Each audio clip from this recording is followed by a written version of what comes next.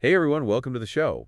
Ever think about how fast everything we rely on could just disappear? Kind of scary, right? Yeah, and that's what Reboot really dives into, this thriller by Lars H. Larson. Oh, yeah. This book will definitely make you think twice well, depending on technology so much. For sure. If you're into those kinds of stories that make you think, stick around for this deep dive. Absolutely. And don't forget to like and subscribe, by the way. You can find a link to the book in the description below. So this is actually the second book in a series, right? Right. It's part of the Dark Highway Home series. But it works great as a standalone, too. It throws you right into this world, after an EMP hits. Oh, right, the Pulse. Yeah, the pulse is what they call it. It wipes out, well, pretty much every electronic circuit you can imagine. And suddenly, everything's chaos. Our main character, John Kristen, this ex-Special Forces guy, has to figure out how to deal with all of it. And it's not just surviving, right? He's got his family to protect, too. Exactly. And their ranch, this huge Montana ranch they live on. Oh, yeah, I was going to ask you about that. The ranch seems pretty important in this story. It is. It's almost like its own little world. They've got greenhouses to grow food, livestock, their own energy sources. Like they were prepping for something like this. You could say that. It's almost like a microcosm of what the world becomes after the pulse. Their self-sufficiency, which might have seemed a little extreme before, now it's what keeps them alive. They even have an armory, right? Yeah, they're prepared, that's for sure. And they need to be because there are some serious threats out there. You've got these roving gangs they call cattle hunters who, well, they prey on anyone who's vulnerable. Sounds brutal. It is. And then there's the SLC. They're a much bigger, more organized group. But their motives are really unclear, for a good chunk of the book. It's kind of creepy, actually. Adds to the suspense. So you got these external threats, but I imagine there's a lot of internal conflict too, right? Like within the family, within the community, on the ranch. Oh, absolutely. The pulse throws everything into chaos. Social structures break down. People have to figure out how to live in this new reality. Which leads to some pretty intense situations. Oh, yeah. Larson doesn't shy away from the action. There's this scene where John and his father get ambushed at an observation post. Oh, wow. And then there's this rescue mission. John has to save a baby from a deserted town. It's pretty harrowing. I can imagine. And then the confrontations with the SLC, those really ramp up the tension. You see John using all his tactical skills to keep his family and the ranch safe. It sounds like the book does a good job of balancing those action-packed scenes with moments of reflection. Oh, yeah. It's not all just, running and gunning. You get these quieter moments where the characters are forced to really think about what's important, about what they're willing to do to survive. It's thought-provoking, for sure. So who are some of the other key players in this story? Well, besides John, you've got his wife, Renee. She's a brilliant software engineer, and she ends up being really crucial to the plot. Interesting. How so? I don't want to give too much away, but let's just say that her skills become very valuable in this new world. I see.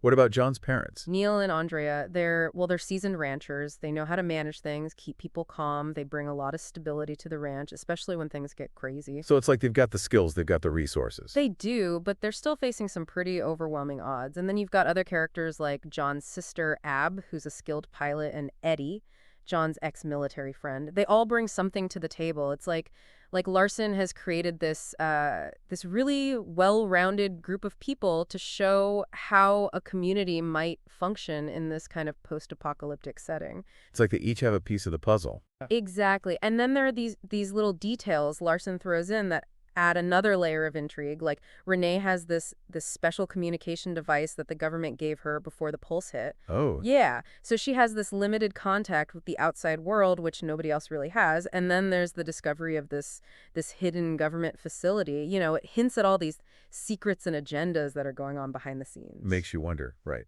What did the government know? Were they preparing for this? It definitely makes you think, and it raises questions about who really holds the power in this new world. It's not just about surviving anymore. It's about who controls the future. Exactly. And then there's the international angle. Larson introduces this conflict with China that starts to escalate pretty quickly. Oh, wow. So it's not just an American problem anymore. Not at all. It's a global crisis. And the stakes get even higher when you find out that that a Chinese submarine has launched nuclear attacks on U.S. cities. That's terrifying. It is, and it shows just how far-reaching the consequences of the pulse are. But then, just when things are looking really bleak, there's this this arrival of military assets, A-10 Warthogs, a Stryker armored vehicle, even a second up-armored Humvee. It's like a sign that maybe, just maybe, there's still a chance to fight back, to reclaim some control. So it's not all doom and gloom. Not entirely, but there's definitely a sense that the worst might be yet to come. It sounds like Larson knows how to keep the reader on the edge of their seat. He does. He throws in some really unexpected twists, too, like they discover this abandoned train. Nobody knows what's inside, but it's clear that it had been there for a long time. A train. Yeah, a whole train. It's like a symbol of this lost world, all these mysteries that are still out there. And then there are multiple weddings on the ranch. Weddings. In the middle of all this chaos. It might seem strange, but it actually makes sense. It's this affirmation of life, of hope, even in the darkest of times. And then, just when you think you've got things figured out, Larson throws in this shocking encounter with the President of the United States. The president. Wow. It's a game changer, for sure. It brings the whole Scopus' story to a national level. You realize that the fate of the entire country might rest on the shoulders of these people on the ranch. It sounds like Reboot is a pretty intense read. It is, but it's also incredibly engaging. Larson has this way of weaving together action, suspense, and these really thought-provoking ideas about human nature, about what it means to rebuild, to start over. It's more than just an apocalypse story, then. Oh, much more. It's about resilience, about community, about the choices we make when everything we know is gone. You know what really gets me about this book? It's how, well, Larson takes these crazy circumstances and uses them to show us, what people are really made of. Right. It's not just the big threats, but the personal stuff, too. Like, remember when they find that baby all alone in that deserted house? Oh, man, that was rough. It really makes you think, what would you do in that situation? Risk your own safety for a kid you don't even know. Yeah, it's a tough call, but it really gets to the heart of, well, what makes us human, right? The choices we make, even when everything's falling apart. And sometimes those choices aren't so easy. Remember that part with the women? Trapped and forced to do, well, horrible things just to stay alive. Yeah, that was a heavy part of the story. It adds a whole other layer of moral complexity. It's not always clear cut, what's right and wrong when you're just trying to survive. And you see John struggling with that, with his own sense of justice. When he finds those women, he's not just a soldier anymore. He's a man trying to hold on to his humanity in this messed up world. That's what I like about Larson's characters. They're not perfect. They make mistakes, they doubt themselves, but deep down they're still trying to do what they think is right, even when it's hard. And that confrontation with the men who were, well, responsible for what happened to those women, the tension in that scene is just, wow. Oh yeah, Larson is great with that, with making you feel like you're right there. The cold, the crunch of the snow, you can almost feel it. Yeah, it's like you're watching a movie. And the confrontation itself, brutal, but I guess in a way it had to happen. It makes you wonder, though, how far would you go, to protect someone, to make things right? It's a tough question. And while all that's happening, there's this whole other story going on in the background about the government trying to reboot. Yeah, get things back online. Even after something like this, there's still that need for someone to be in charge. Exactly. And Renee, John's wife, remember, she's got that communication device, the one the government gave her before the pulse. It becomes their only link to the outside world. So even in the apocalypse, you still need someone who can code. Right. Her skills become super important. Like a reminder that knowledge, that expertise, it still matters, even when everything else is gone. And then there's that secret government facility they find. And all that stuff they were keeping tabs on, like even people's tax returns. Kind of creepy when you think about it. It makes you wonder, right? How much privacy are we willing to give up, even for security, especially in a crisis? Tough questions. And then there's that abandoned train, full of who knows what. It's like a reminder that even in this stripped-down world, there are still, well, secrets, things we don't know. And that train, I think it represents something else, too, the enormity of the task ahead, Rebuilding a whole country, it's a long road. It's still digging. But amidst all that darkness, Larson still gives us these glimmers of hope, like those weddings on the ranch, people still finding love, still celebrating life. Yeah, that's the human spirit, right? Even when things are falling apart, we still find ways to connect, to build something new.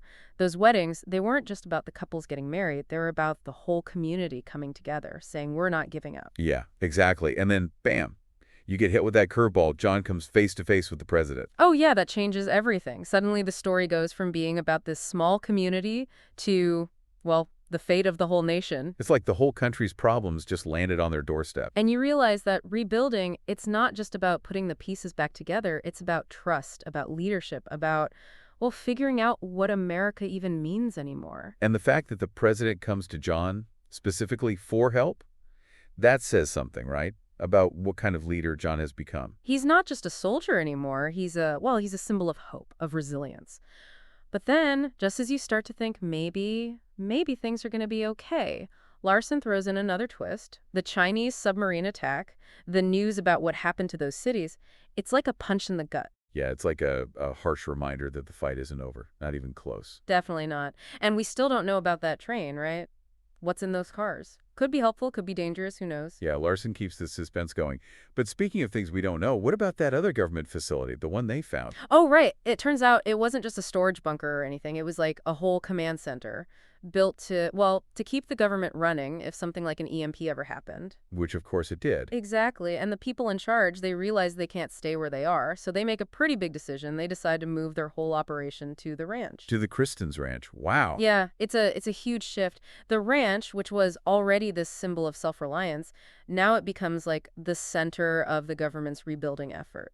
It's like their mission just got a whole lot bigger. Right, John, he was just trying to protect his family, and now he's caught up in this whole national crisis. And it's not just him. Everyone on the ranch, they get pulled into it. Renee with her computer skills, Abs as a pilot. It's like Larson is showing us that even in a disaster like this, everyone has something to contribute. It's like those skills that might have seemed ordinary before, now they're essential. Exactly. But it's not easy, Bringing all these people together, there are going to be conflicts, disagreements, and all the while there are still those outside threats. It's like they traded one set of problems for a whole new set. Yeah, the stakes are just so much higher now. And then, just when you think they're starting to figure things out, the president asks John to take on a really important role in the government. The leadership role. Yeah.